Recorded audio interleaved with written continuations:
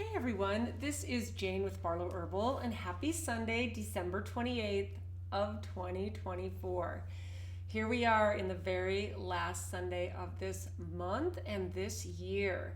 Seems like this year has been an incredible year of roller coaster craziness, personal growth, watching the world, observing the world, participating as much as we've chosen to, and hopefully having a lot of beautiful opportunities to see who you really are and understand what the whole thing is about. I mean, I think this has been my personal journey, is still working on what is going on in the world and what's my part in it, and what does it all mean. I don't think those questions are fully answered, but I did have some interesting journaling this week that I'm excited to share with you. And I think probably the main focus is the idea that we can choose to be a victim when it comes to anything, whether it keeps us in lower frequencies or it keeps us getting attention or whatever that may be.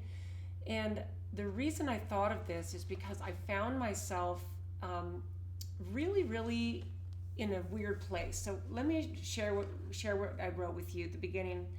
It wasn't even in the beginning of the week because Christmas was this last week on Wednesday, as you know, and I was like the rest of you, busy tying up loose ends, making sure that everybody I love was taken care of and connected. And then I woke up on Thursday morning, and then I wrote this. I sat at the counter in the kitchen with my cup of tea. It was very, very quiet. My husband was still sleeping. This is really a magical time for me because it's quiet and I have my own thoughts and I've got my little routine. So I opened my journal and I wrote the day after Christmas 2024. And then I just kind of sat there because well, here's what I wrote right after that: extreme tiredness. I just felt so tired. And then I sat there for a while, I drank my tea, and then I just started thinking, okay, well, I can't just sit here. Nothing's really coming in. I just feel really, really tired. And I had just gotten up, and I had a good night's sleep. I wasn't restless. I slept all night. But I think my soul was tired. I think my energies, I think my soul was tired. And it didn't have anything to do with the people in my life. It had to do with my own expectations of myself and just the busyness of the season, no matter, what it is. Being a human is tiring, right? So then I did my work at my home. I have a home office. That's where I'm sitting right now. And then I gathered up my stuff and I went out to my warehouse, and my plan was to spend the rest of the day there. And I got into the back part of the parking lot, and I was like, I'm not ready to go be with my team and spread some cheer and happiness and joy, because I just was not feeling very perky. So I pulled into the back of the parking lot behind my building, and I sat there with my journal, and I wrote this. So after I wrote extreme tiredness and closed my journal, then I opened it again as I'm sitting in my car, and I wrote this. Why am I still tired? And why do I still run around pleasing and accommodating? Now, I'm not saying, I wasn't asking myself, why aren't I helping others and doing things for the people I love and all that stuff. I wasn't really asking that. But I think we go past the point of where no one's really paying attention to the details of what we're doing, if that can make sense to you. And then I wrote this: what is the alternative? Not being present? And then I wrote no, because it's not an alternative for me as I walk through this lifetime to not be present. And then as I was sitting there, I wrote this because this is what I was feeling. I feel a pressure on my heart. What is it exactly? Am I just feeling sorry for myself, or and then I wrote a blank. I wrote a line and with a question mark. You know, it was a weird moment that morning. Can't describe exactly what I was feeling, but it was just like my heart felt like it was elevated a little bit, my heart rate, and I was like, what is going on? And then I wrote, am I just feeling sorry for myself, or is it something deeper? I feel like I'm trying to find myself, my true self. I feel like that's been my journey this whole entire year. It's been such an interesting year, and that it all caught up with me, and it felt like distractions of this human experience. That's what I wrote. I sat there in the parking lot. I actually had a moment where I felt a little emotional. I let myself get emotional, and I sat in my car in the parking lot for about half an hour, and I just let these emotions come out. And then I closed my journal, and I just kind of sat there, and I just kind of thought about it. I looked around. I looked at my environment, where my warehouse is. I have a perfect view of the Wasatch Mountains, and there was snow all over them. It was beautiful. It was very beautiful, and I needed some quiet energy. And surprisingly, I get moments of this when I am by myself, and sometimes it's in my car. Is the only place when I'm truly by myself, where I'm in an enclosed space. So at home, I'm still by myself if my husband's still sleeping, but he's still there. And you guys might be able to relate to that. But I let these emotions out. My heart rate came back to just normal, and I felt better. And I kind of gathered it up, and then I was able to drive to the front of the building, park my car, and go in. So then I wrote this on another day of journaling. I've spent most of my life, this lifetime, surrounded by lots of people, and yet realizing I've spent most of it alone in the way that I think and I feel and I act. Okay, so this really was a really incredible thought for me, because for me to say I've spent most of my life, this lifetime, surrounded by lots of people, and yet realized I've spent most of it alone in the way that I think and I act and I feel. So that is really an interesting thought that dropped into me. It's like I've always, I grew up in a huge family. I have a huge extended family. We're like most human beings with not just big families, but big social circles of friends. And, for 40 years, I taught group exercise classes. I had a huge group of friends at the gym. My husband and I have loved to entertain over the years. He has a huge group of friends from before we got married that are still, we still see and socialize with. And it's been such an interesting thing to have this drop into my awareness that while I've been surrounded by so many people my entire lifetime, I've really kind of been on my own path and my own thought process, and I act according to what my soul wants. And it wasn't that this was a bad thing or a bad epiphany, but it was just a deep realization. So then I decided this. This is where I think that the gist of this whole video is going to go, because then it turned into this. Is there a simple way to release victimhood once and for all?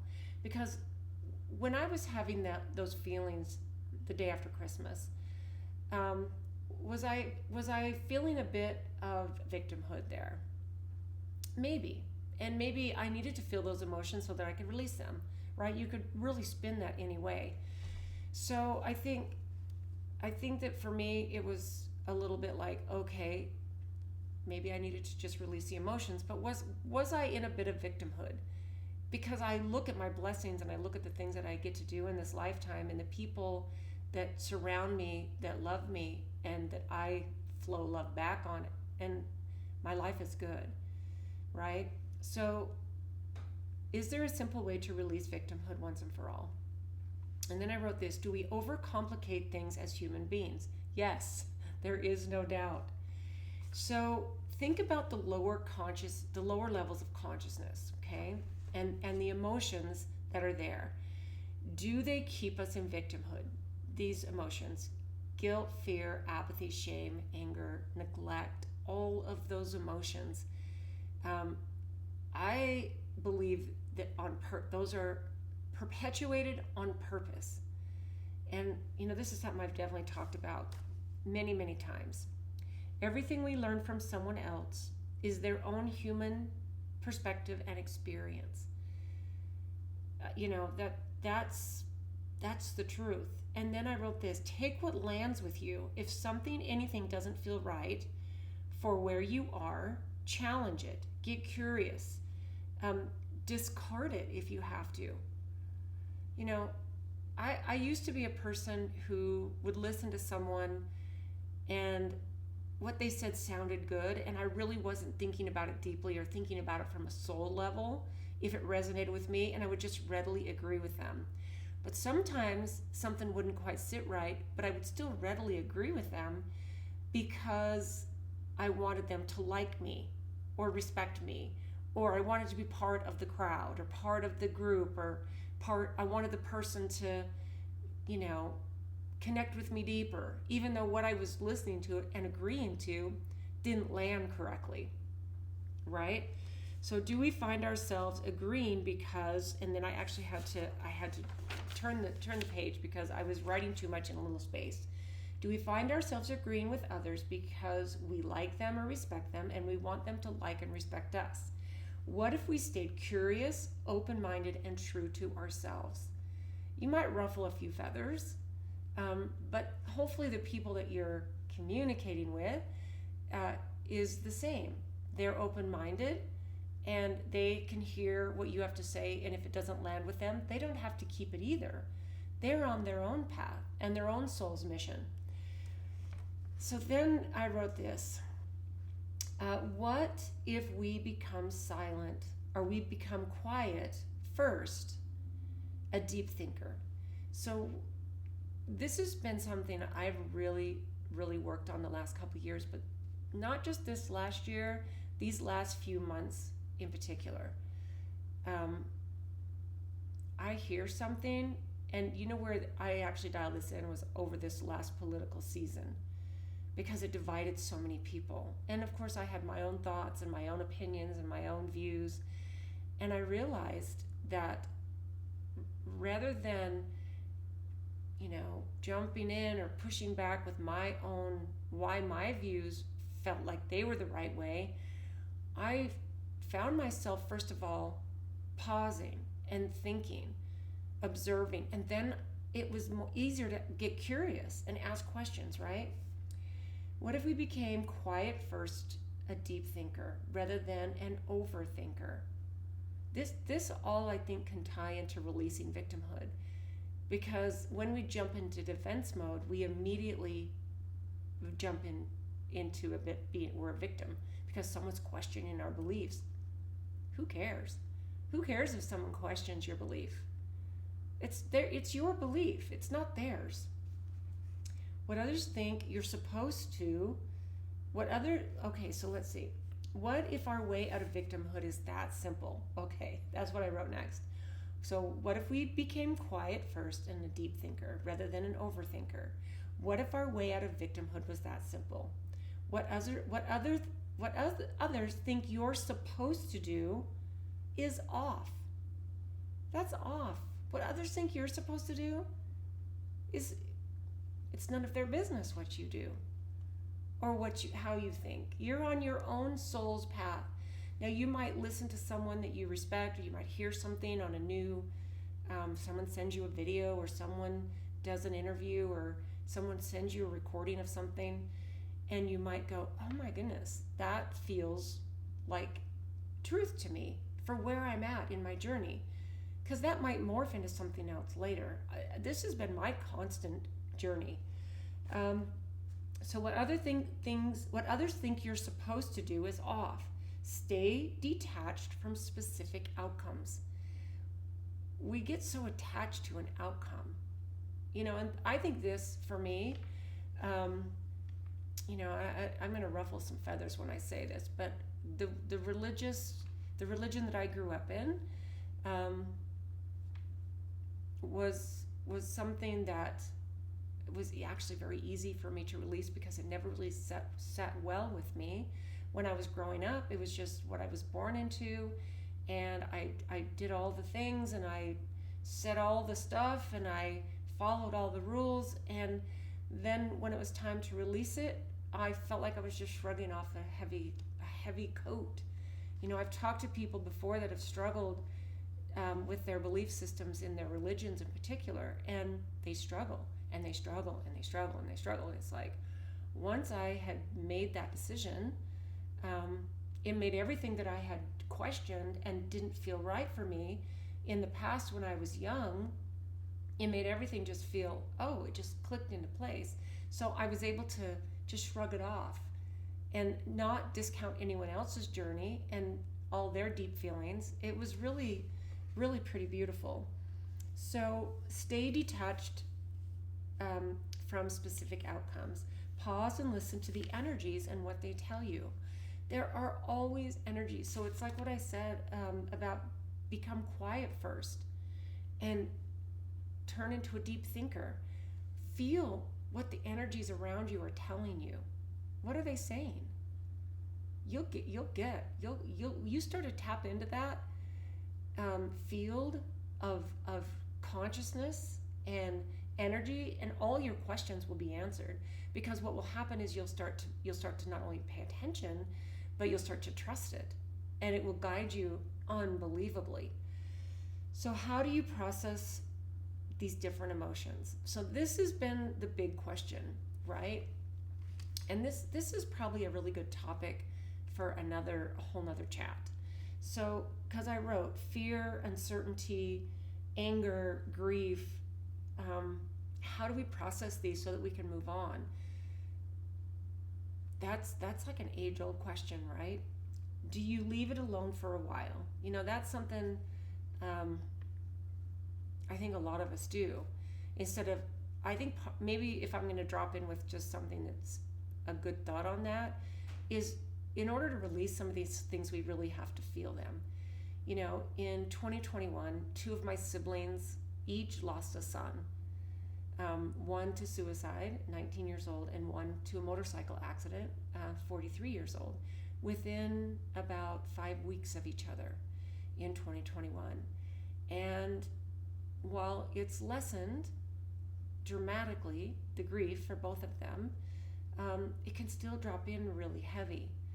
And I think when, as a person who's not lost a child, it's very difficult to relate. It's like saying to another woman, if you've never given birth, I understand what you're going through. It's hard to understand it unless you go through it yourself, at least so that they can relate to you, right? But I do think that there's people who take themselves out of our lives. If it's someone close to you, someone that you, maybe if it's a child, or it's a sibling, or a parent, or someone has gone on their own path, and they cut you out of their life, there can be grief attached to that as well. So feeling it, processing it, releasing it, partly realizing that they have their own journey, is easier said than done, but the hope is to make it more simplistic, right? So let me say this again. How do you process these emotions? Do you leave them alone for a while until the intensity lessens? Can you? Do you want to? How are you benefiting from sitting in these emotions? So I've been able, here's my own tip on this, and I'm not an expert in this field, and I don't mean to diminish anyone's journey through this life, especially when it comes to the idea and the emotion of grief, because that's a serious emotion, right? But with any of the emotions, so let's not look at grief, let's look at fear. How does fear benefit you? And I think that for many people, it can keep them stuck in a rhythm, and it keeps them so they don't have to grow, and it releases themselves from responsibility, because now they've given their power away, and they are staying in a fear or a victim mentality. I believe that some people it's scary to be empowered by love. It can be scary at first when you just let love be your compass. Can you jump onto another more empowering timeline? Take a look at all of these emotions that you might feel keep you stuck, and can you jump onto a more empowering lifetime? Can you release or rewrite your stories? You know, I think that we can jump onto other timelines. I think we can rewrite our story. I think it's important for our soul, our soul's journey, the divine spark of consciousness that we are. I believe it's important to release old stories that don't serve us. You know, I will say, this is probably a really good time to bring this up. I've been feeling really strongly the last few months that my dad's story is not my story. Now, I know that sounds really, really odd, considering that I've kind of, throughout my whole almost 24 years of running this business, actually almost 23 years of running the business that was started by my dad, it's always kind of been focused on my dad. This is what my dad did. This is what my dad said. This is what my dad. And while I honor that legacy, I've really come to realize, especially this last year, with all of the stuff that has happened, that it's time for me to write my own story. The way that I run the business is not anything like the way my dad ran the business, and I am not discounting his legacy and the way he operated in this world. That was his journey, and it was a beautiful journey. But I've let part of that and part of the things that he did carry over into the way I have done things, and in a way, they've been things that have not served me. And maybe in the future I'll be able to go into more detail about that. But it's really, really fascinating to rewrite the story and preserve the legacy of the people that you love and that came before you. It's pretty empowering, and I actually really love that. So, do you let old family or generational stories define you, drive you, or decide for you? Decide the life you're going to lead? Do I let what my dad did define me? Maybe some of the things. But when do I step into my own, or realize I have stepped into my own potential, power, soul's journey, whatever? You know, when do I decide that it's me and what I am bringing into this lifetime? So here's what I wrote after that. Things, people, situations, everything really is an inert emotion until you give it meaning. Until we give these things meaning, they're just things, people, and situations. This is everything. They're just there until we decide what their meaning is. We can take what someone does and we can turn ourselves into a victim. We can take what someone does in the exact moment and turn it into something completely different. We can detach from it if it's lower vibrations, if it's something that we don't want into our energy field, if it's not something we want as part of our journey and our story. We can detach from it, and then it doesn't need to mean anything. In fact, what I've really started doing is I've started almost energetically envisioning cutting the cord from and you know, again, this is not disrespecting other people. This is simply respecting my own energy space. Things, people, situations.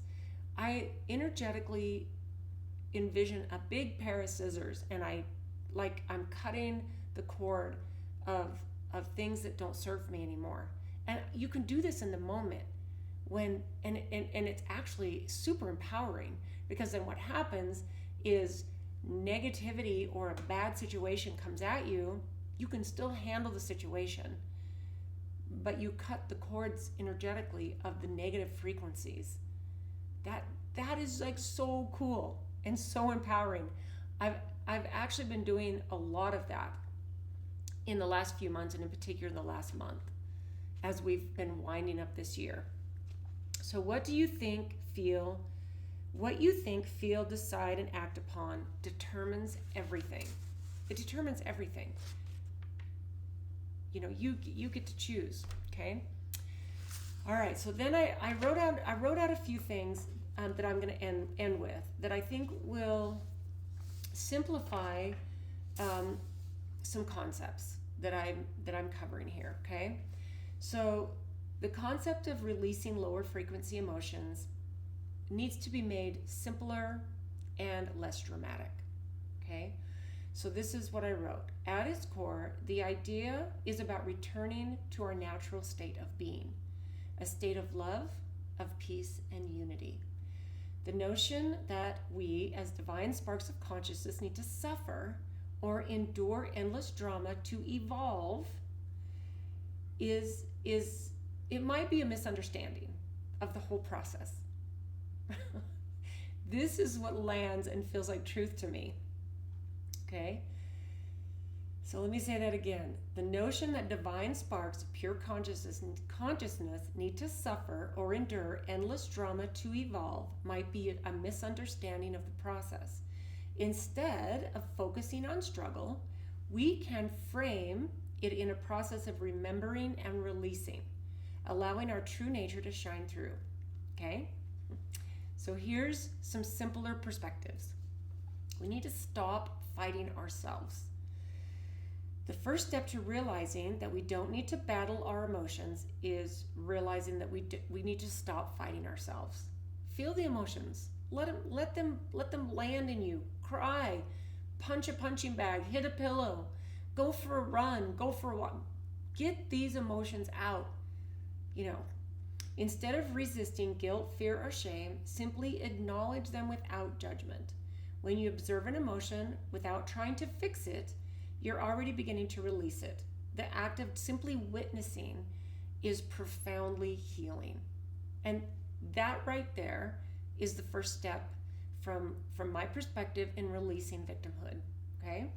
Now, the second thing is to consciously choose love in every moment. If you find yourself in a place that's less than a loving thought, consciously choose love in each present moment. And then after that, I wrote this. Every moment presents you with a choice to react from fear or to respond with love. When you consciously choose love, compassion, and forgiveness, even for yourself, you naturally release emotions that weigh you down. It's not about fixing yourself. It's about aligning with the higher frequencies that are already a part of you. You're not fixing anything. You're not broken. You're just aligning with those higher frequencies. Oh my goodness. That is powerful. Now, I wrote in this list what I talked about a little bit earlier is letting go of stories. Releasing the stories. We like to think that the stories are our identity. They define who we are. So here's what I wrote after that to kind of sum the story part up. A lot of our lower frequency emotions come from stories we tell ourselves. Things like, I am not enough, they hurt me, I need to be better. You know, I need to do better, I need to be better.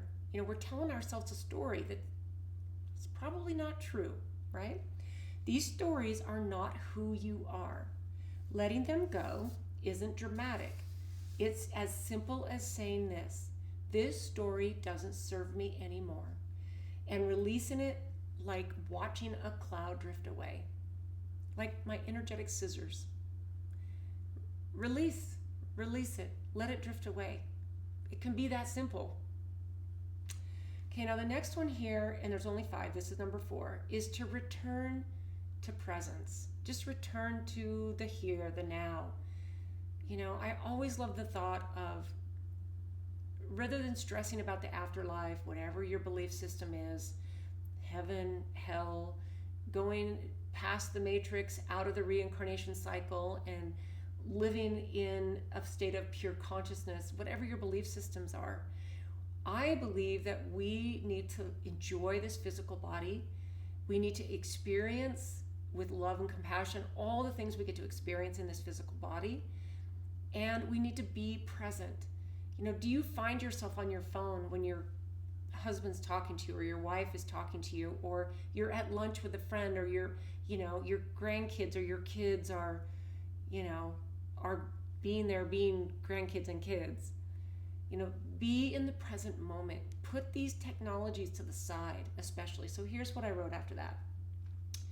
The past and the future are where most guilt, shame, and fear live. They mostly live in the past or in the future. The fear of uncertainty in the future, and then the drama from reliving the past. The present moment, however, is free of drama.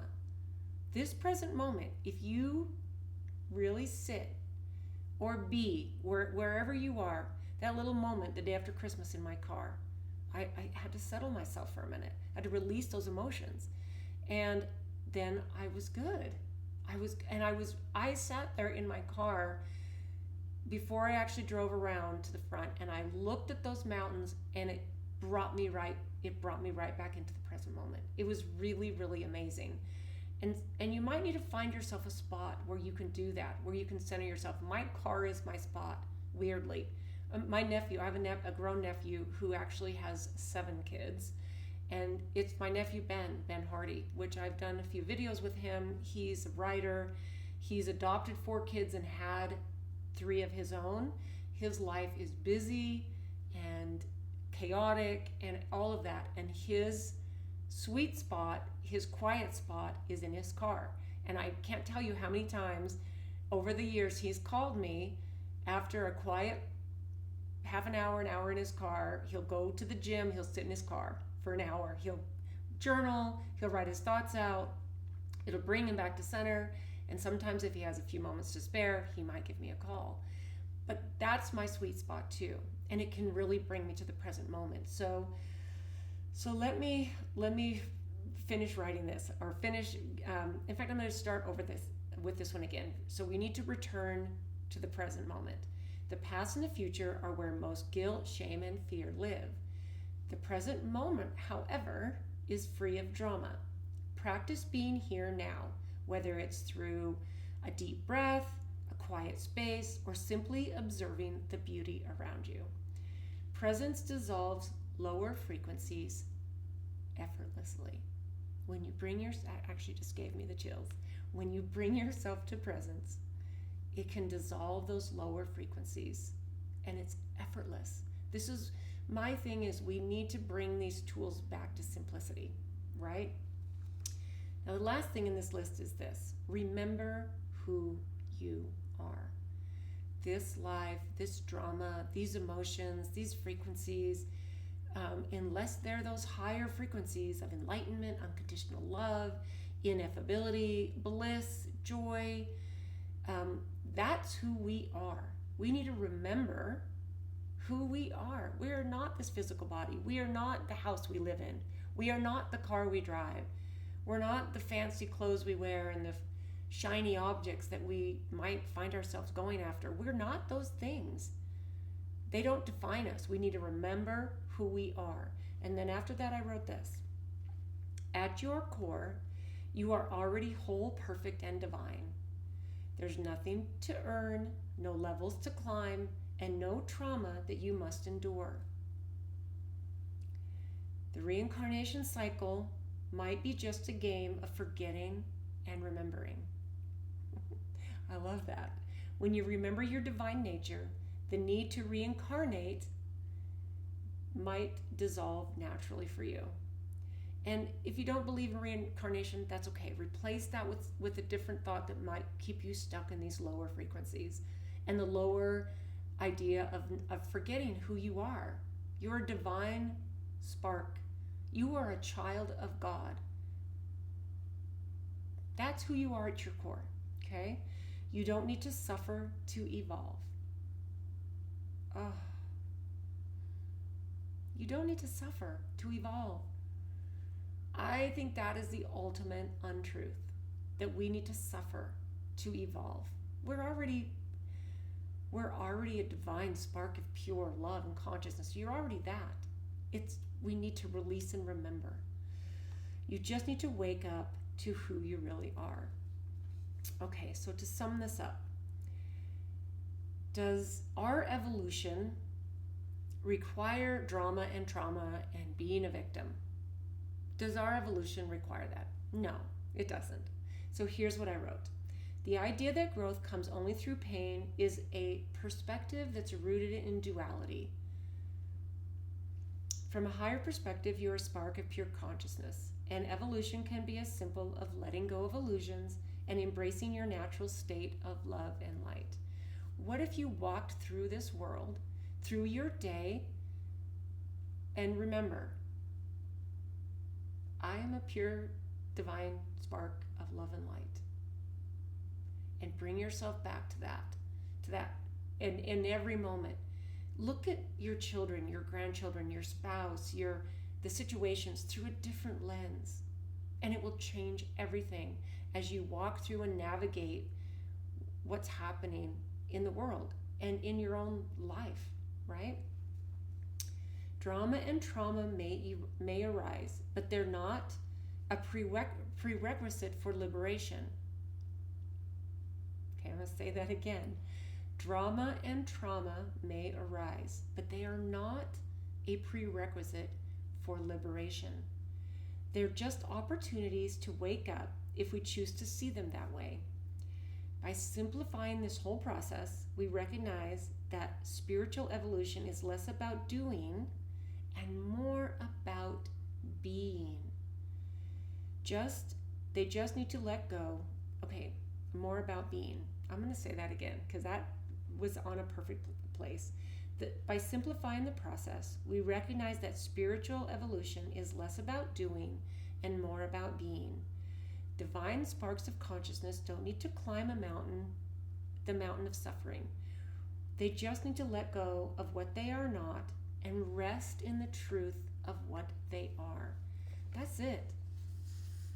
We don't need to climb those mountains of suffering. Now, I'm a mountain girl and I'm going to keep climbing mountains as long as I can, right? That to me is not suffering.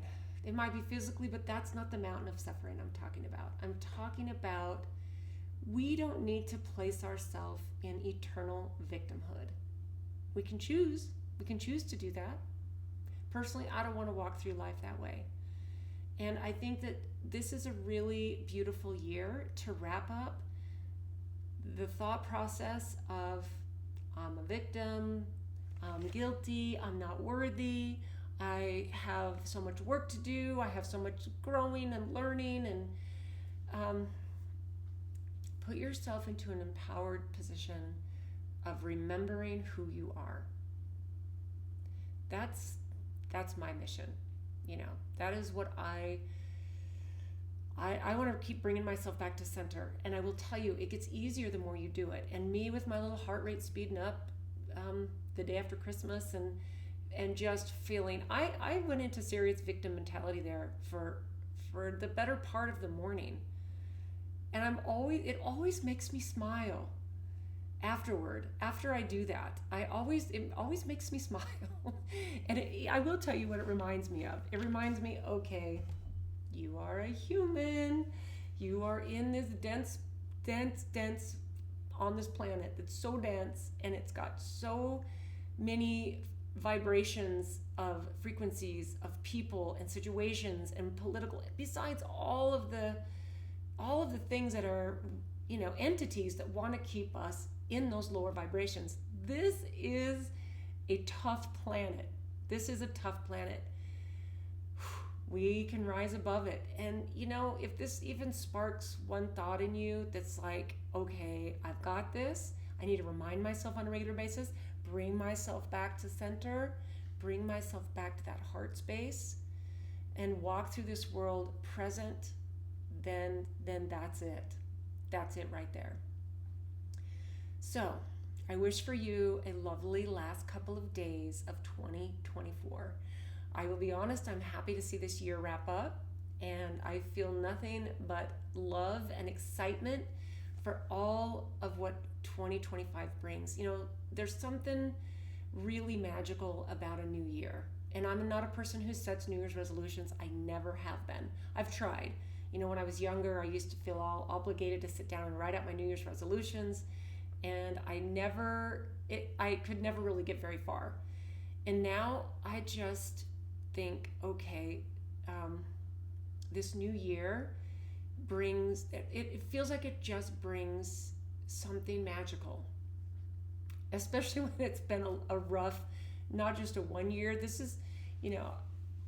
has been probably, if I were to say, the hardest year of my life. But it's been the year of the most remembering who I am and releasing those low vibrational frequencies that I've ever had in my whole life. So, I'd love to know what you think about this. You might be able to relate to that. But anyway, I could ramble.